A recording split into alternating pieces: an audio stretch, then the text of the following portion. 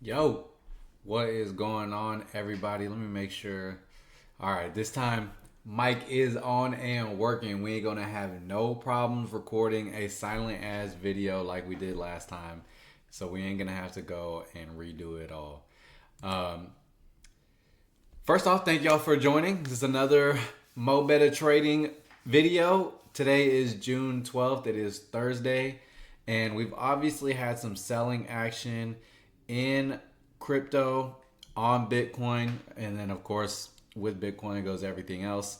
Um, if y'all aren't following me on X, on Instagram, on Facebook, any of those socials, I will leave a link for each one of them. And I'll also probably have them at the bottom of the screen here, actually, so y'all can go and follow them. I do regularly keep up, especially on X, where you find a lot of crypto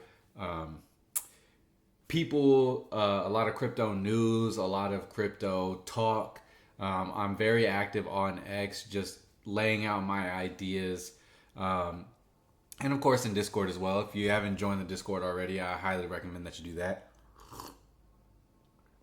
But on X yesterday, I posted about how Bitcoin on Wednesday was creating a bearish candle, and we were breaking the previous bullish candle's low, while at the same time rejecting heavily from an area of resistance. Right? We created a hangman doji, which is this candle here, right, where we have a very long tail at the bottom, not a very strong wick, even though the candle finished at the top half of um, in the top three quarters of the candle. The reason why I looked at this and thought that we were going to be rejecting off and we could come and fill um, some of these bullish candles here is because simply we're running into a very strong area of resistance, right? And as far as risk to reward is concerned, the next area of resistance is at all-time highs at $111,980, right? So we're right here is going to be our next area of resistance. So until we got a close above this area, I didn't think that we were going to be able to make a move higher. And rather, the idea of rejecting and coming down a little bit lower made more sense to me. Now, as I said on the post on X, and as I'll say here, it's not necessary that we come all the way back towards 101,000. However, there is a very clean run of bullish candles where we can come and take a lot of that back, right? And we've already done that here. The second today, Thursday, we created a wick up, broke the previous daily low, and have continued moving down. Now, whether we're going to find support here after this, you can consider this a retest of a broken level here where we're currently at right now. We're literally retesting, this previous resistance, right? And if you want to draw it up to the wick of that candle, we're literally retesting right in that area. So this would be an area where you would want to see some support develop if we were going to turn back and make a push back towards 110,000. If not, what we're going to see is just like what we saw with this candle. We'll see the next daily candle create a wick up, not able to break this high, break this low, and continue pushing down. Okay. I feel like that's probably more reasonable, more likely, especially considering tomorrow is Friday. It's going to be the end of the trading week. We have some holidays coming up in the next week or so. So, just keep these kind of things in mind. But we're getting a really aggressive, I guess I wouldn't call it aggressive, but we're getting a really solid sell-off after running back up into this area of resistance, right?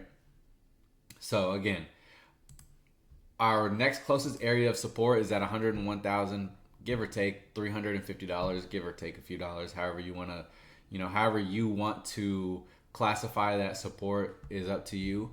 Let's go ahead and drop this down into the 4 hour. On the 4 hour, you can see, right, we've created support here. We had a massive rejection candle. So I would expect that from this point here, that we're more than likely going to get this candle to break and continue at least pushing down towards these lows. We'll see if we find some support around here. But go ahead and mark out this area as an area of support, right?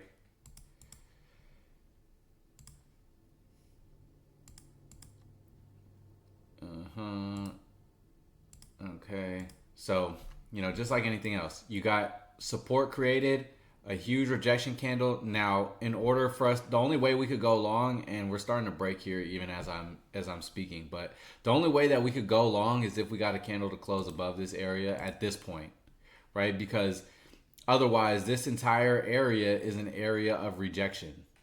Okay, it's an entire area of rejection. So we'd have to get a really strong candle to close either above this or close really high within this wick. Otherwise, breaking these lows here is probably more than likely going to send us back towards 105,000. Again, we're getting that move as we speak, coming into the end of the trading day for the U.S. session, right? So what we would want to see, if Bitcoin is going to continue being bullish in this range, what we'd want to see is price start to slow down and catch a bid around this area and start to turn back around, right? Now, I would say that's more than likely going to take a couple of days. So whether that happens over the weekend, whether we just kind of stall out here and, find some support, and next week we kind of get this trade up, or whether we just come straight crashing through here and we want to take it all the way back down to the lows. Either scenario is possible. You just have to be aware of what you want to see and how it could play out for you, right? Now, I said in my post on X, I talked about how, even though we are overall bullish, right? Obviously, we're in an overall uptrend. It doesn't take very much to see that we're in an uptrend. As it stands right now, where we are at, let me just remove these. As it stands right now, where we're at, this is just a range, okay? From this point to this point, we're just in a range. Okay, so now what you don't want to do is get involved here in the middle of the range without having some sort of confluence, some sort of lower time frame, candles going in your direction. If anything, the only thing that you can do, again, is wait for a candle to wick up into the $107,500 area. You don't want to see it break 108,840 if you are going to be leaning bearish. If it does, just change your bias, right? But you'd want to see a wick up, just like anything else, just like any time else we talk about this. You'd want to see a wick up and then the candle break below and continue pushing down. Excuse how terrible that is. Drawing on trading view is not the easiest thing in the world, right? Doesn't necessarily mean that we have to come all the way back down here, but in my opinion, it would make sense, and it wouldn't be something crazy, right? Again, we are just in a range. How do you know we're just in a range and we're not trending? Well, we're just capped, right? We're just going sideways, okay? And until that changes, you treat it as a range, period. Until price tells you that we are back to trending in either direction, you treat it as a range. Now, locally, we're in a downtrend, coming back down towards the bottom of the range. The only way that changes, the only way that we, I didn't mean to do that. The only way that we can say, okay, now we have officially begun a new trend to the upside, is if we got a candle to close above this previous all-time high, okay? If we got a candle to close above this previous all-time high, and then the next candle were to push down and break higher, we have officially entered price discovery, and that is now a new range, right? Until that happens, and that is a new trend. Until that happens, we are just in a range, and there is an equal possibility of us returning to this side of the range as there is returning up to this side of the range. Okay? So you just have to position yourself in a way that is going to allow you to maximize the move that is to happen. Now, what would give me more confidence to see, either way that this next trade will go, is if we were to get, say we got either a bullish candle, right? Say we got a bullish candle to develop here, okay? And, we can say, I kind of hate how this works because it's always offset. But, if we got, here, let's do it like this. If we got a bullish candle to finish something like this, right? And then the next candle were to push down, respect these lows, and then break above this high, okay, then you could take it back to the top of this range, okay? And potentially, we get up here and then we start to fail or something like that, right? Otherwise, if we're going to remain bearish, we would create a support here, something like this, and then the next candle after that would push up, okay? It would push up, respect this high, not break that high, and then break its own low and continue pushing down, break this low here, right? Let me change the color of this actually, just to make it a little bit less confusing, right? You don't want to see it break that low and then continue pushing down. And from there, we can get price to continue pushing towards this area, okay?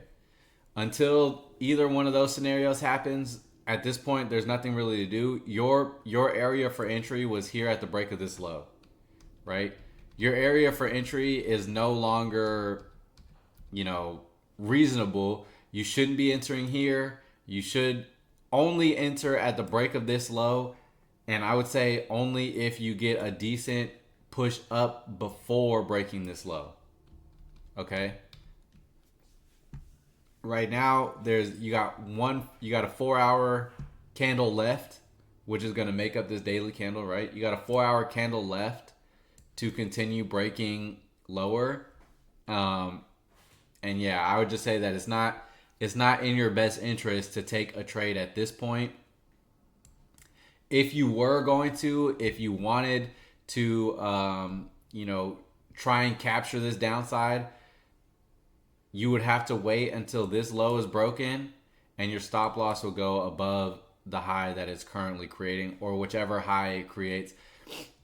However high this goes, if we were to break the low and continue lower, your stop loss will go above the high that it creates. And then you could try and capture, this move down. You just got to decide if that move, if this, was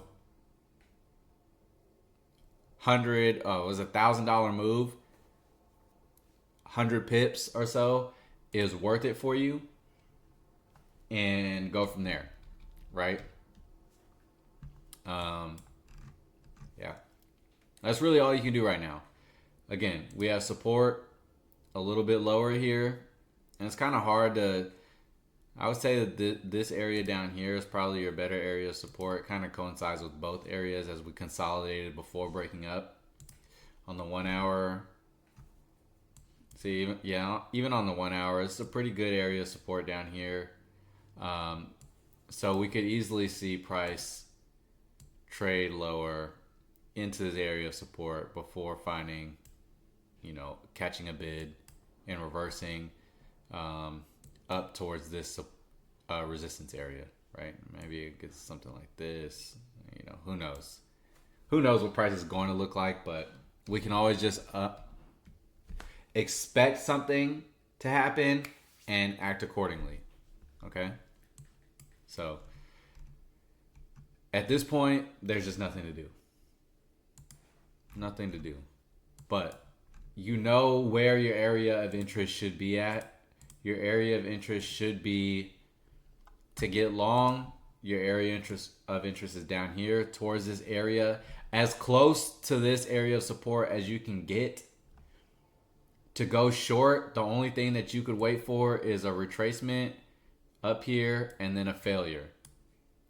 Okay, going short at this point, or like I said, if price pushes up and then breaks this low, then you could go short. It would still be risky in my opinion, but coming up on a Friday, coming up on the weekend, is not necessarily a bad trade. Okay, so yeah, that's kind of what we're looking at as far as Bitcoin is concerned right now.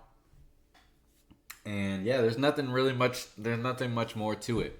We're in this range. It's a very tradable range from here, from 110,000 to 101,000. It's a $9,000 range that you have to trade. You've got your first, really, this is your first confirmation of structure being created, right? We had resistance form, and now we had resistance, support broken through.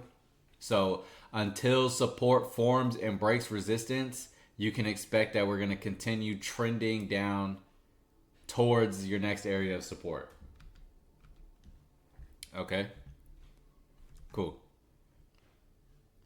So now that we got that out of the way, that is Bitcoin, let's go ahead and turn to Ethereum.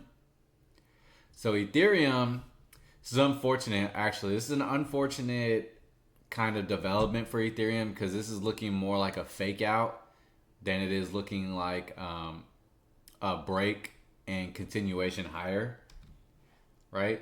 So we did run right into resistance, and when in my last video I talked about how what you'd want to see out of Ethereum was price to wick lower and then break this high, and then we could fill the wicks up towards 2,800, and we did exactly that.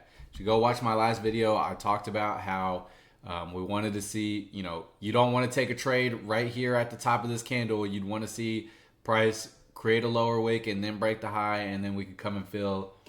And I thought that we would get closer to around about 3,000.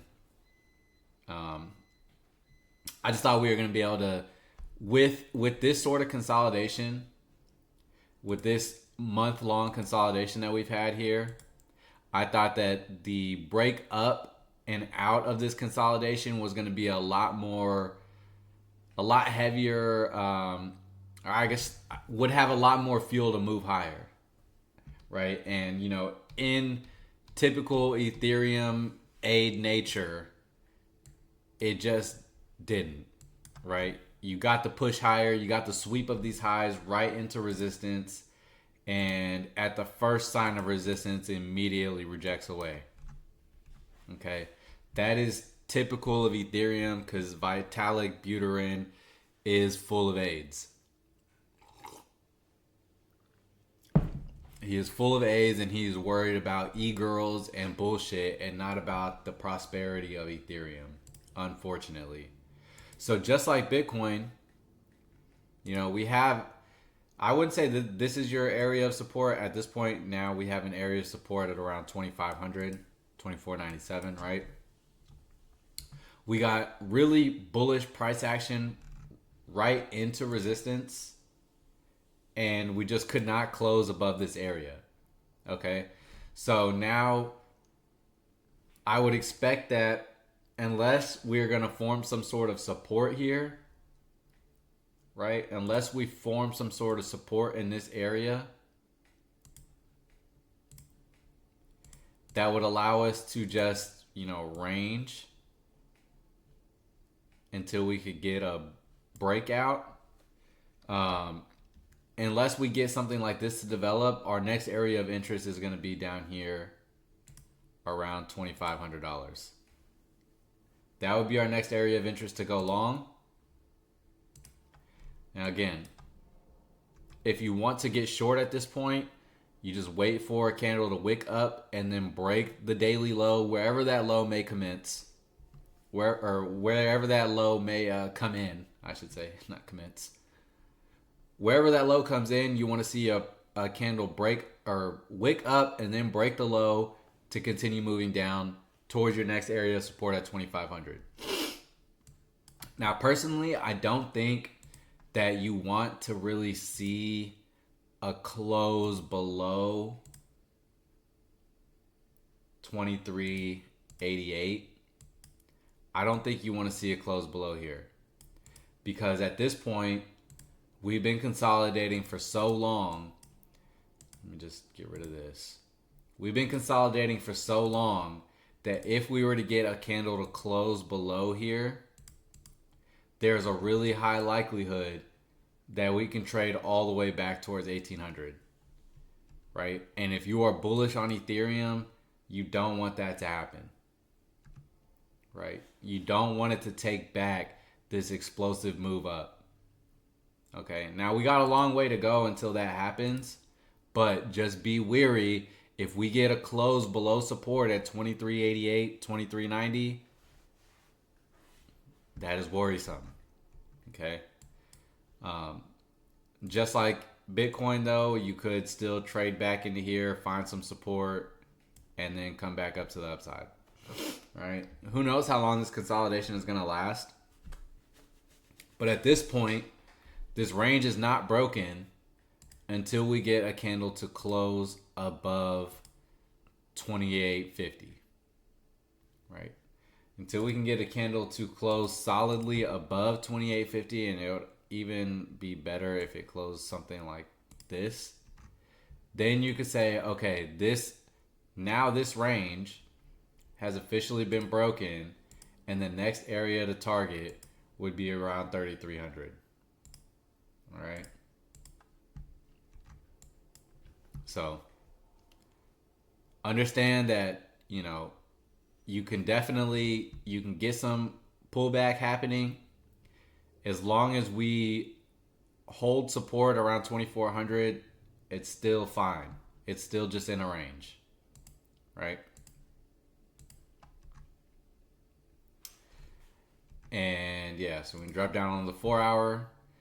4 hour, we have some support coming in. We're coming into support right here around 2670. Ideally, you'd want to see some bullish candles start to develop around this area that would be able to get us back towards range highs, right? Otherwise, if we get a candle that closes below 2650s, then you can expect that the next candle will push up, break down, and fill this void down to support. All right. Now, that is typical ETH fashion. ETH does not like to go up. ETH just does not like to appreciate in price. And I fully blame Vitalik and his dumbass, because it definitely could push up. It's got plenty of users. It's got plenty of volume. It's got all the tokenomics. It's got all the things that you want to see out of a good asset outside of its founder. His founder is more worried about e-girls and fucking retards than it is about getting Ethereum's price to a reasonable level.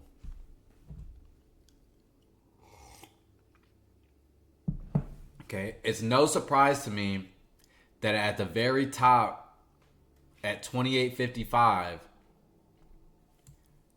Vitalik Buterin came out on X supporting a whore and basically telling her that he would publicly defend her whorism.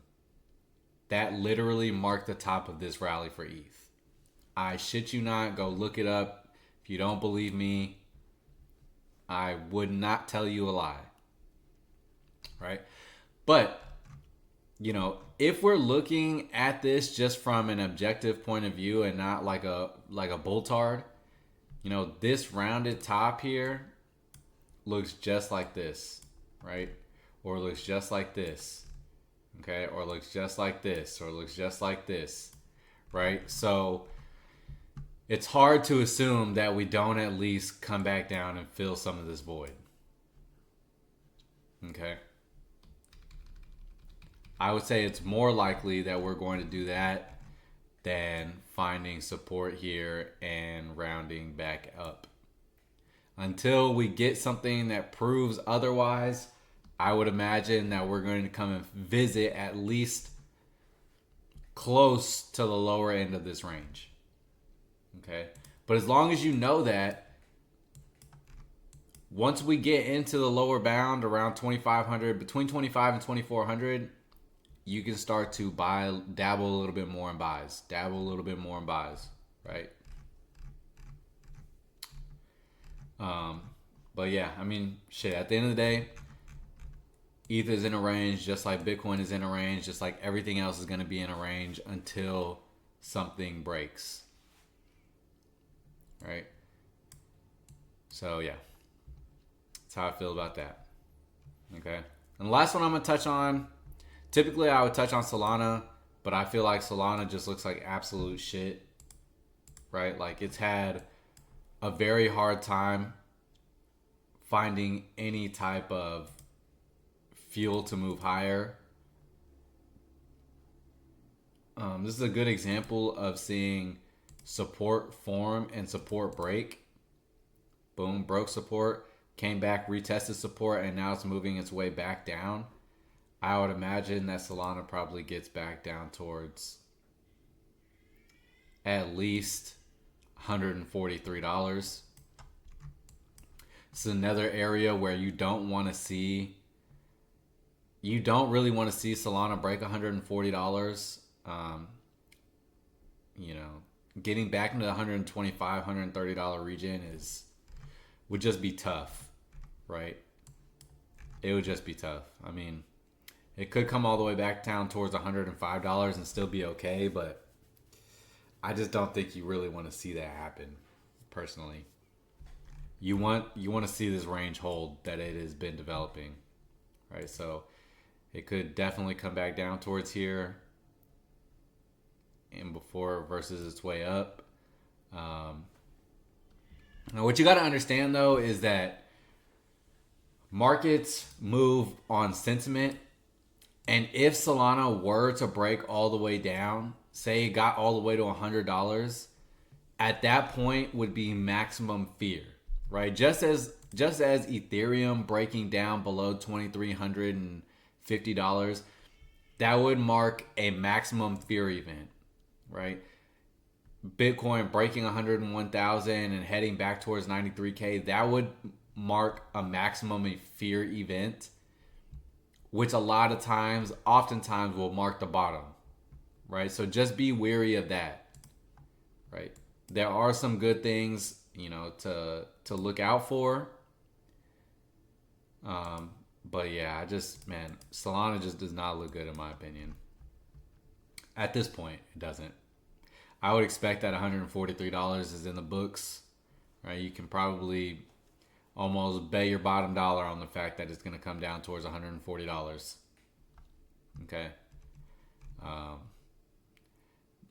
Only way that would change is getting a bullish candle to develop above and break above $165, right? But make no mistake, I still believe that any dips are for buying. Dips are for buying, in my opinion. Okay? Even with XRP. Now, XRP is the only trade that I have taken that just did not at all come close to my target. I thought that ETH would be able to that XRP would be able to break up towards $245 once we got to the top of this range. And I ended up having to cut my trade earlier than I wanted. I thought with this bullish price action and then with this candle breaking above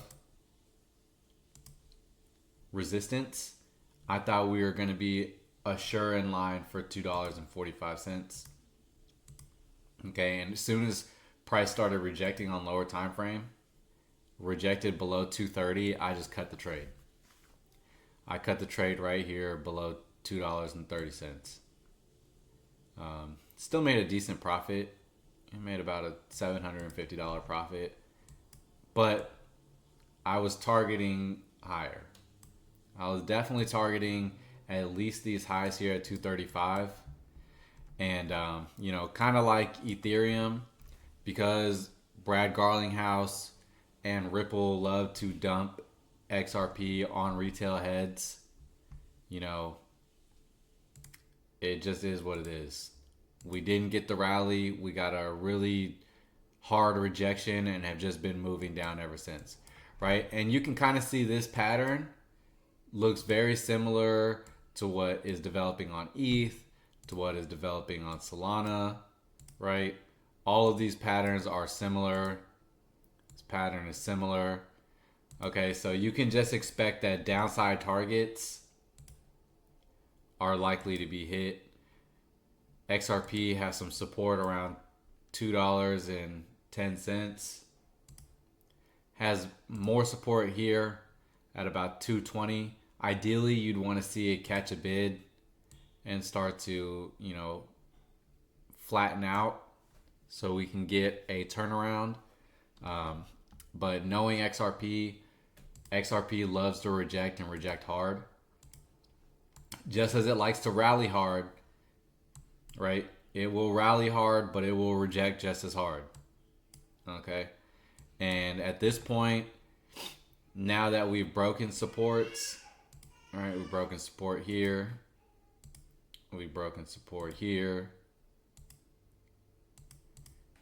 You want to see a support catch a bid. Otherwise, I would say that, down in this area around $2.10 is probably a good area to start looking for some longs.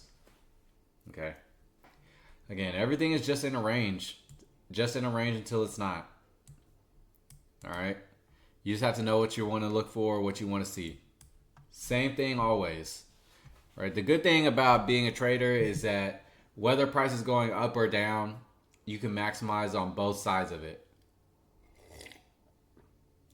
Now, I would say admittedly, I had a higher target. So, once price broke this low, I didn't even bother entering a short. I just said, wait to see if we catch a bid around 227. Wait to see if we catch a bid around 222. And we didn't catch a bid in either area.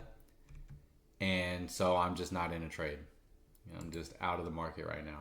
Just fine. Sometimes being out of the market is the best position to be in. Okay. But, so yeah, you just got to be wary. Again, understand that maximum fear events, which, a maximum fear event could be with XRP here breaking all the way lower towards $1.90 before catching a bid higher. It's very possible that it does that. I wouldn't panic. I wouldn't freak out, right? XRP has been in a range now for 6 months, over 6 months, almost 7 months since December, essentially, since we pushed this high at the very beginning of December. We have been in a range for 195 days. All right, that is a long fucking range. Now, where I would be concerned is if XRP started breaking below $1.75, $1.80, and closing below here. Now that would be concerning. But anything, in my opinion, between here and here is just a range, right? And getting towards the lower end of the ranges is meant to shake people out, right? So until things start to really break, I think you have really nothing to fear. Okay. So, yeah. Again, just like anything else, if you're wanting to, the area that you're wanting to look for longs, I would say is down towards $2.09, unless we develop some sort of support here, right? Unless we can get a candle to create some sort of support, and then the next candle, respect that low, break up higher. You know, you could take the trade above a candle like this, right? That would get you some upside capture towards $2.35. But obviously, $2.35 is an area of strong resistance.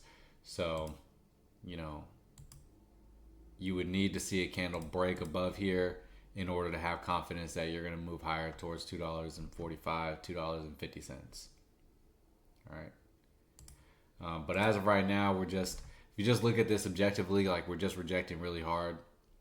And we have a bunch of lows sitting here. We have lows sitting here. We have a bunch of lows that have been untapped here.